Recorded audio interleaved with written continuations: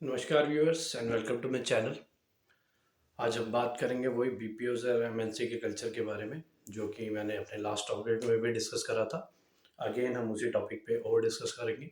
मैं आपको बताऊंगा कि एमएनसीज बीपीओज में क्या होता है, कैसे ज्वाइनिंग होती है, कैसे आप ग्रो कर सकते हैं, किस तरह से आप काम कर सकते हैं और किस तरह से आप अपना करियर यहाँ पे बना सकते हैं, जो कि एक बहुत ही इमेंसफुल करियर आपका साबित होगा if you join this industry और interested to this industry. So definitely you should watch this video. अच्छा, अब हम बात करते हैं about MNCs and BPO.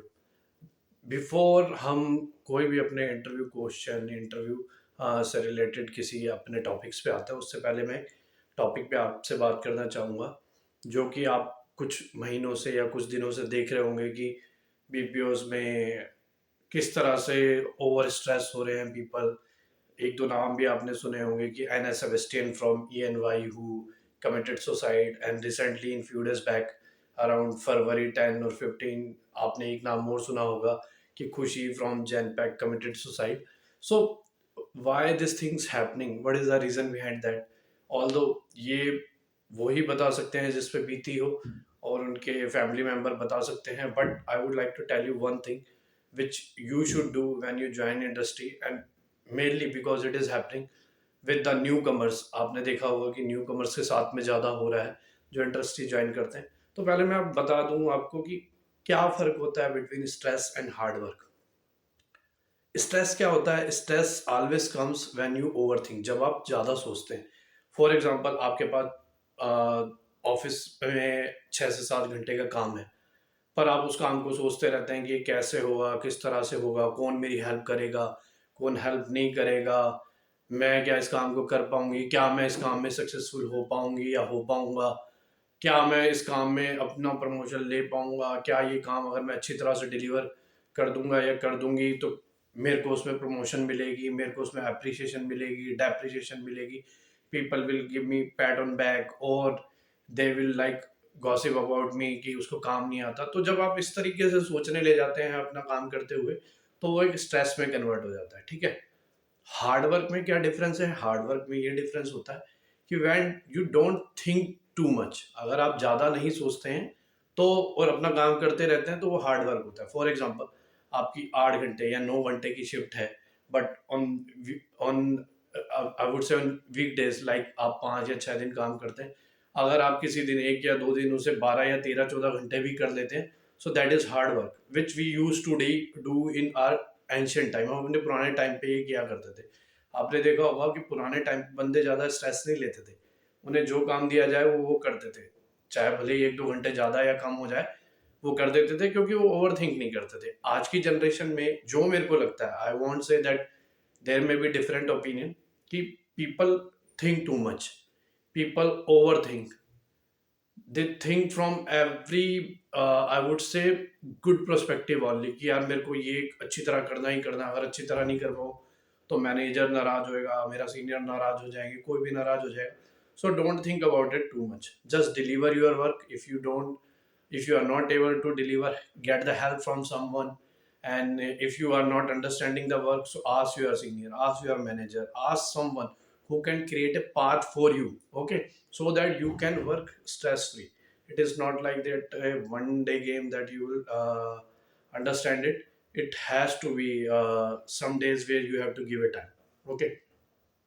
Second thing, now अब हम आते हैं अपने टॉपिक्स में कि एमएनसीज बीपीओज में किस तरीके से वर्क किया जाता है। तो एमएनसीज बीपीओज में वर्क सिंपल है कि जब आप स्टार्ट करते हैं किसी भी अपनी फील्ड में, किसी भी पोजीशन में, so you will have to give some time, okay. You will go through the learning process, you will be given training. Training में भी basic training online which is related to your organization culture, which will teach you that how you have to behave in organization, what should be the compliance and policies. So you have to understand. And there is another training which is a production training, like invoice, back end, implementation, facility operation, or anything. So the product which you have to work, which company has set up their business, then you have to take this second training, okay। So दो तरह की training होती है, एक basic training होती है compliance and culture से related organisation, एक प्रोडक्ट ट्रेनिंग होती है। कॉम्प्लायंस एंड कल्चर की ट्रेनिंग जो आपने देखा होगा कि 15-20 डेज में मैक्सिमम और मेजरली ओवर हो जाती है, पर प्रोडक्ट की जो ट्रेनिंग होती है वो आपकी चलती रहती है। वो ट्रेनिंग आपकी कभी कभार 2-3 मंथ्स भी ले सकती है, हाफ ईयर भी ले सकती है, 1 ईयर भी ले सकती है, तो कुछ भी हो सकता है उस तरीके की ट्रेनिंग में टाइम जो आपको देना पड़ेगा। तो ये 2 तरीके की ट्रेनिंग होती है, ठीक है?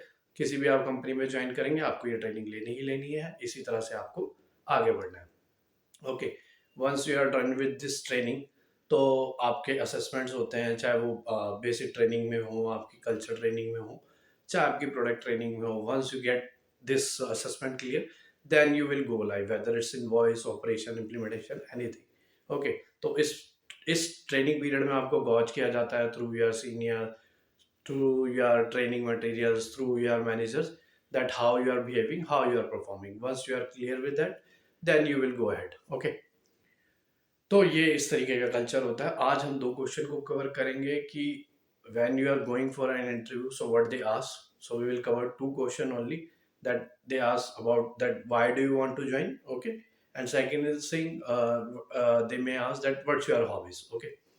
So if they ask you that why do you want to join our organization may be XYZ, anyone, okay, you have to give answer in the organization perspective only, that you have to show your interest, that I'm too much interested in the organization, I have to set my goals in this organization, I have to be on every step and step ahead on this organization, and whatever we will do, I will learn from the organization. So you have to show your interest, you have to से everything जो भी आपको लगे कि the interviewer जो जो हमारा interview ले रहा है वो खुश होगा उससे जान के।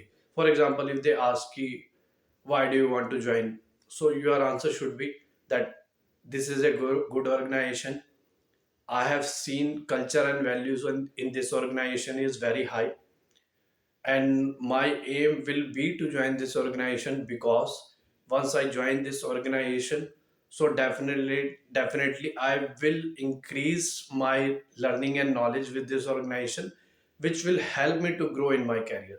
So आपका आंसर कुछ इस तरीके से होना चाहिए, so that it gives impact on the interviewer, and आपका भी जो होगा आंसर वो कुछ बोल्ड लगेगा, ठीक है। Second, if they ask, okay, what's your hobbies, so you don't have to say listening music, playing cricket.